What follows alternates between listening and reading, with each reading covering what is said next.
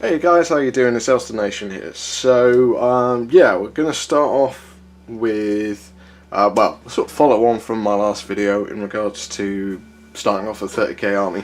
Now, we're going to go through the Crusade army list, basically, that you can get from Forge World. This is basically just the rules. Okay, you don't really get a lot of fluff in here. But I just wanted to go through like the first sort of couple of pages and then the force organisation charts on this video, just so you get an idea of what actually happens here. So you got a lot of it's basically a lot of this explains that there's stuff in the other books, bits and bobs, and if you want to know the whole thing, then yeah, you can find them out the other one. Okay, so let's read this out, this bit here. This is a bit interesting. The Space Marine Legion Crusade Army list is intended for use in games of Warhammer 40,000, and principally in using the Battles in the Age of Darkness rules expansion, originally found in books 1 to 3, and summarised in abstract here. So, that's quite interesting in abstract.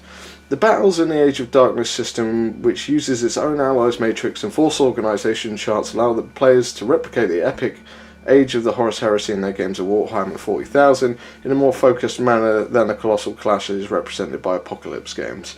A points total of around 1,750 to 3,500 points per player is an ideal game size for Battles in the Age of Darkness rules. Battles of a larger side may benefit from using Apocalypse rules instead, while smaller games may benefit from the use of more restricted force organisation chart. Okay, so there you get an idea of what we're starting off with. We're starting off with large games straight off the bat. So yeah, that basically says at 1,500 points, not really going to cut it. 2,000 points is probably going to be your starting spot. It's kind of your sweet spot, really. Okay, so we're going to go on to Lords of War. The Lords of War system, originally developed by Forge World, has since been expanded into other formats in the Warhammer 40,000 range. However, the bespoke version presented here is designed to be used in conjunction with the Horus Heresy gaming. So, this is a kind of unique Lords of War. So, yeah, there's Lords of War on 40k, but this one's kind of tailored for 30k, so... let's go on to availability. In Battles of Age of Darkness games of 2,000 points or greater, Lords of War selections will be available to an army based upon the specific force organisation chart being used. See the subsequent section for more details. These selections must be bought from the army's points total as normal and not make up more than 25% of the army's total points cost for each Lord of War choice, unless specified as being otherwise by the mission being played. Lords of War are only available to an army's primary detachment. So yeah, that's kind of interesting. Pretty much the same. Basically, you can't have more than 25% in your Lords of War slot. That's fair enough. The price of failure. Lords of War secondary objective. As well as being colossal, powerful, destructive units capable of turning the tide of the battle on their own, a Lord of War also represents a substantial strategic asset to their own side, the loss or destruction of which can have dire implications for their army cause. Okay, fair enough. As a result, unless specifically exempted or modified by the special rules of Battles in the Age of Darkness missions, destroying an enemy Lord of War choice always represents a secondary objective in a game. This secondary objective is worth 2 additional victory points to the destroying side. In the case of Engine of Destruction, Great Beast or Primarch, or 1 additional victory point each per vehicle creature in the case of war. So yeah, I read that a bit weird then, but let's reread. 2 additional victory points to destroying the side in the case of an Engine of Destruction, Great Beast or Primarch, or 1 additional victory point per vehicle creature in the case of war. Maybe there's something else. Okay, so that's fair enough. Okay, so yeah, it goes on up here about machine detachments, monstrous hordes, and suborbital strike wings. Okay, that's fine. So that basically just says what the sort of the limits you can have per points you've got. So if you're at 2,000 points, you can have 500 points of Lords of War. 2,250, you can have 563, so on and so forth, basically. So we've got a box here. So each of the following constitutes as a single Lord of War choice within the limits of the game being played and must be available to the army it is being chosen for. So i.e. basically the first one here, Primarch. So you can only have a Primarch if you're taking that Legion, basically. So the Primarch of the Space Marine Legion who forms the army's primary detachment. So yeah, if you're taking Night Lords you can't take Angron. If you're taking Death Guard you can't take Fulgrim. So on and so forth. If you're taking Emperor's Children, you can take Fulgrim. If you're taking Night Lords, you could take Conrad Kurz. If you're taking World Eaters, you could take Angron.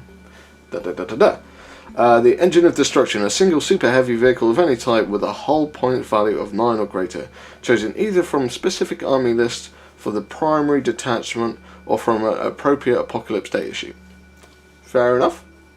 War Machine Detachment. War Machine Detachment. 1 to 2 super heavy vehicles of the same unit type, each with a hull points value of 8 or less, and each chosen from their specific army list or the primary detachment or from an appropriate Apocalypse data sheet. This detachment must be deployed within 6 inch with a 6-inch coherency if on the table at the start of the game, or if placed in reserve will be rolled for as a single unit and must enter the table within 6 inches of a single eligible location. However, after the deployment, these war engines are considered to be separate units in the game. Fair enough.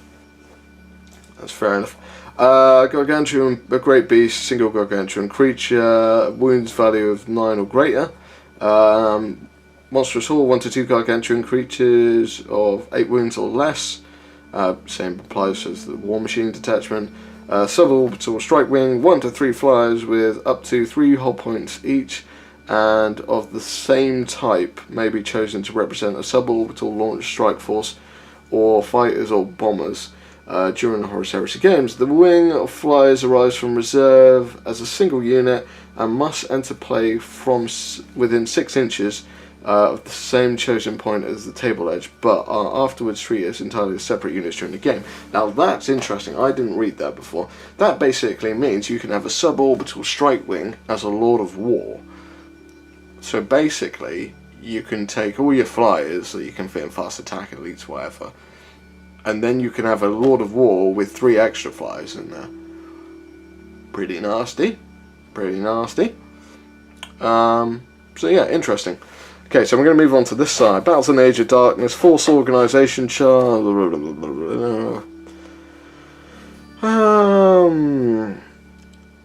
Okay, so that's basically just saying there's the rules, they work with Rights of War, Battles in the Age of Alternate Force Organization chart. So there's more than one Force Organization chart in this. We're going to Designer's Notes. Okay, so let's talk about a Castellan Force Organization. Castellan Force Organization chart. So I would imagine that's the Castellan Stronghold. Battles in the Age of Darkness, Leviathan Force Organization chart. Basically, it means you can take a Reaver Titan as your army. So yeah, that's interesting. Each character is 1 or more boxes. Okay, so yeah, that's basically just explaining how Force Organization works. Using Imperial units from other Forge World books in the Horus Heresy games. The vast milieu of battle during the Horus Heresy and the armies of the Great Crusade were staggeringly diverse, only the briefest portion of which has so far been dealt with by Forge World's Horus Heresy supplements. In order to represent this diversity, when it comes to super heavy vehicles and flyers, it is perfectly acceptable to use specific Imperial super heavy vehicles and flyers from Forge World's wider Imperial armor range. Such as Imperial Armor Apocalypse or Imperial Armor Aeronautica, which do not already have an era-specific counterpart listed as an Horus Heresy supplement.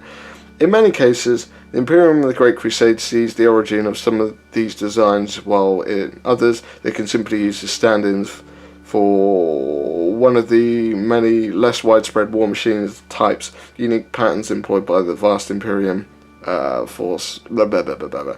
Basically, it's saying you can take Imperial armor stuff in this. It's not a problem. This is also quite cool. Imperial Super Heavy tanks included with a Space Marine Legion primary detachment may be given the option to upgrade to a Space Marine crew for 15 points, increasing their ballistic skill to 4. That's handy. Got battle servitor control. Imperial flyers may replace their human crew with hardwired servitor controlled and dedicated quadritated targeting arrays designed to identify and target weak spots on the enemy vehicles. This upgrade gives the flyer the tank hunter special rule and costs 15 points if taken as an option for a suborbital strike wing when the flyer's in the wing. Okay, so basically you're saying, yeah, you can do battle servitor control, basically gives you flyers tank hunter, and also if you take it in the strike wing, everyone's got to take it in the strike wing. Gives the flyer the tank hunter special rule and costs 15 points if taken an option. Yeah. So yeah, I didn't know that either. That's quite handy. So 15 points and all my flyers are going to have tank hunter. That's pretty crazy. So here are the force organisation charts for 30k, and let's just see. I think there's one more. No.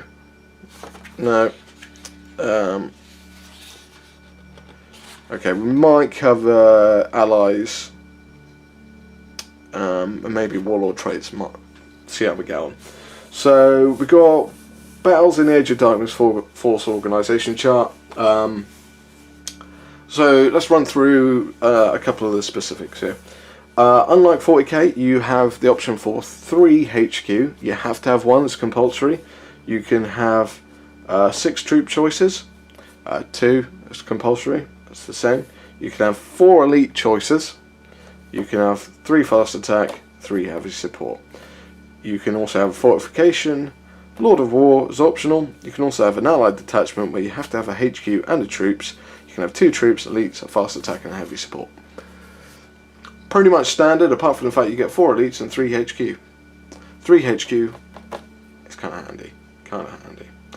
So that's that one. There's not much difference there, to be fair, than what there usually is. Optional Onslaught Force Organisation chart.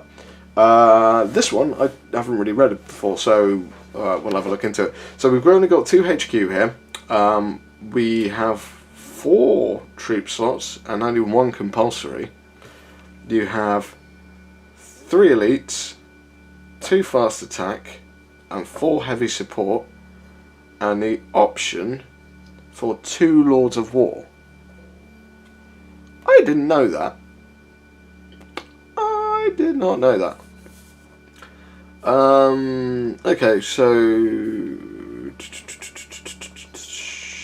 Okay, so there's a special rule with this one. Thanks to the thunder of their approach, the attack of an onslaught army is usually more than easy to detect or predict. As a result, in any mission where the first turn and or deployment is a result of a dice roll, and unless the enemy force is using the onslaught force organisation chart, this army never has the first turn unless it concedes the initiative. So there's a big downside with this one. You ain't going first. Which is interesting. Okay, so let's move on. Take that how you will. With all of this stuff, if you read it a different way, that's fine, that's understandable. I'm just reading it my way. Take it how you will, sort of thing, but this is just the way I'm interpreting it. So you get option Castellan Force Organisation chart. So you get 2 HQ, you get 3 troop compulsory, but you can have 6 altogether, 2 elites, 1 fast attack, 3 heavy support. You have to have a fortification, but you can have 4. You can have Lords of War, and you can have an allied detachment.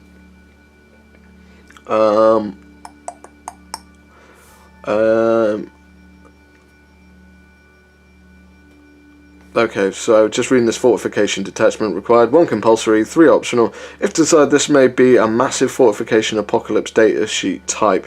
See Warhammer 40k Apocalypse for details. So yeah, you could have something colossal. So yeah, that's going to be if you're setting up your own base, basically. So that'd be quite cool to try if I had the money to do that. And then you've got the optional Leviathan Force Organisation chart. So this one's quite interesting. Primary detachment required, 1 Lord of War choice. Optional, 2 more Lords of War. And then you can have Allied Detachment, HQ, 2 troops, elite, fast attack, heavy support.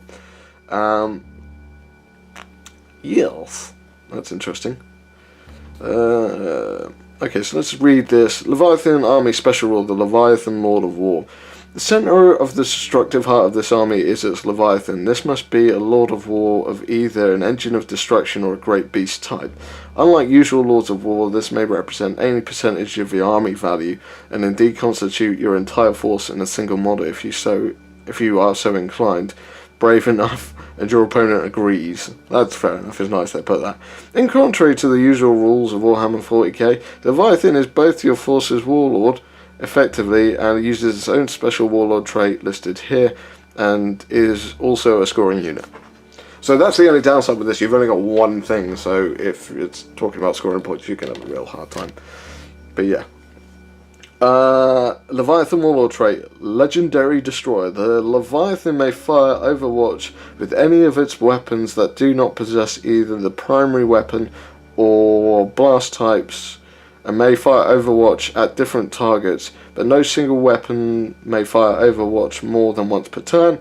The Leviathan has the Monster Hunter and Tank Hunter's special rules, if it doesn't already. And in addition, when making fear tests or in fear tests in order to charge, its units must roll an additional d6 and discard the lowest of their results. Okay, so let me just reread that because I went a bit all strange. In addition, when making fear tests in order to charge it, units must roll an additional d6 and discard the lowest of their results. So it's going to make it a bit harder to charge this thing. Basically, you're going to want to plonk down a Reaver Titan. Really, that's going to be your ways. Or maybe 3 Warhounds. That would be interesting.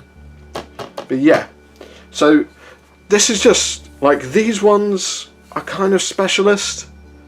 You're not probably going to use these too much. This one's going to be your primary one, so this is mainly the one to focus on really, but it gives you a few options. I'm going to move on. I'm going to do Allies of Darkness.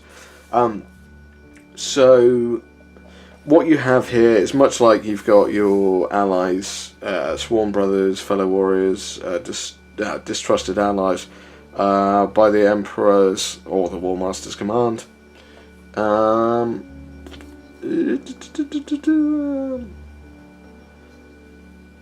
Okay, interesting. So, Sworn Brothers, the 2 forces are considered friendly units in all regards. This means, for example, the Sworn Brothers may be joined by allied independent characters and treated as friendly units for the target of psychic powers, special ability, warlord traits, so on, and may also benefit from Nuncio Vox carried by allied units. It's fair enough. Fellow Warriors, not even Sworn Brothers can embark in allied transport vehicles, and rules that affect a particular force owing to its legions and starting special rules do not carry over to an allied force. Okay, that's fair enough. Okay. So, Fellow Warriors, units in the army list treat Fellow Warriors as not being part of their army with the exception that they may not be deliberately targeted with psychic powers, etc. Note that blast, psychic powers, and the like may still scatter over allied forces and adversely affect them. Fellow Warriors cannot benefit from the effects of allied warlord traits or be joined by allied independent characters and are not counted as friendly units for the purposes of psychic powers. In essence, the 2 forces fight alongside each other without any additional positive or negative effects. Okay, so that's fair enough. So basically like 2. Okay, Distrusted Allies are treated exactly like Fellow Warriors, except that the allied units are never counted as scoring units. Okay, so that one's interesting. By the Emperor's or the War Master's command. In this case, the 2 forces are dealt with exactly like Distrusted Allies, see previously. But in addition, at the start of each player's movement phase, a d6 must be rolled for every unit, except those already engaged in combat, within 6 inches of an allied unit. On a roll of a 1, that unit may not move, shoot, run, or assault that turn, being too busy watching for betrayal. Make a note or place a counter to indicate which of the units have been so affected. And then you've got last thing here, agents. In addition to the forces shown here, some units in later volumes will be described as either being either agents of the Emperor or agents of the War Master. These forces are always treated as being sworn brothers in either all loyalist or all traitor forces respectively. God, I wish I could get my words out properly. So in there we go, we got your list here. Now one thing you need to know is, where are we? Night Lords, distrusted, distrusted, distrusted, distrusted, fellow warriors with the World Eaters and the Iron Hands. Didn't expect that. And the only ones they are sworn brothers with is the Death Guard. All the rest, so we've got Sons of Horus and the Salamanders and the Mechanicum are the only ones they kind of get along with. Everyone else they don't like. So that was just my little input there. But yeah, you can check out all the other army. There's Imperial Army and Mechanicum on here as well. So we'll do the last little bit and then we'll end it for today, because it's been going on long enough, a good 20 minutes. So Space Marine Legion Warlord traits. God, I need a drink right now. My throat's going dry. So you roll a d6. On a 1, you get the Bloody Handed. The Warlord and any unit with the Legion as a starting special rule may they join cause fear. So basically, if you've got a Warlord and he joins a unit, they will cause fear. If not, just the Warlord causes fear.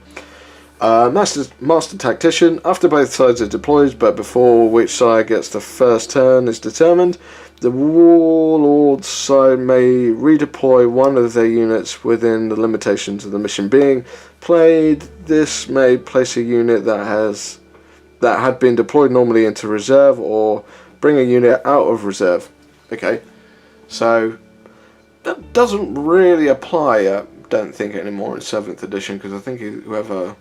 Now, I might get this wrong because I don't remember the rules, but whoever rolls to deploy first gets to select which turn. But, hey ho, it might make effect. But you probably just have to agree that with whoever you're playing with. 3, World Burner. The Warlord may nominate D3 units with their primary detachment, which these must be marked down before the game begins. Any template or blast weapons possessed by these units gains the Shred special rule if they do not already have it. Okay, that's alright, that's alright. It'd be quite funny if you got a Typhon. Okay, what else we got? Paladin of Glory. The Warlord has the Fearless special rule, and both the Warlord and any of the unit with the Legion as a starting special rule, with the models within 6 inches of the Warlord, add +1 to the wounds scored calculated to see if they win combat in the assault phase. Okay, so you have +1 to that. Voidwalker, which is number 5. The Warlord gains the Adamantium Will special rule, and one nominated infantry unit gets the Deep Strike special rule. Fair enough. And 6, Child of Terror. The Warlord and any unit they join with the Legion as a starting special rule may reroll any failed rolls of 1 to wound in close combat. That's pretty brutal. Interesting. Okay, well, I'm going to leave it there today, guys. I hope that's been a bit of an insight to the starting off points of 30k's armies. There's loads more. This is just kind of the building blocks, basically. There's loads more. So if you want to know more, read up on the books, basically. If you've got any queries, questions, stick them in the comments below. Thank you very much for watching, guys. Take it steady, and I'll catch you on the next one. Bye-bye.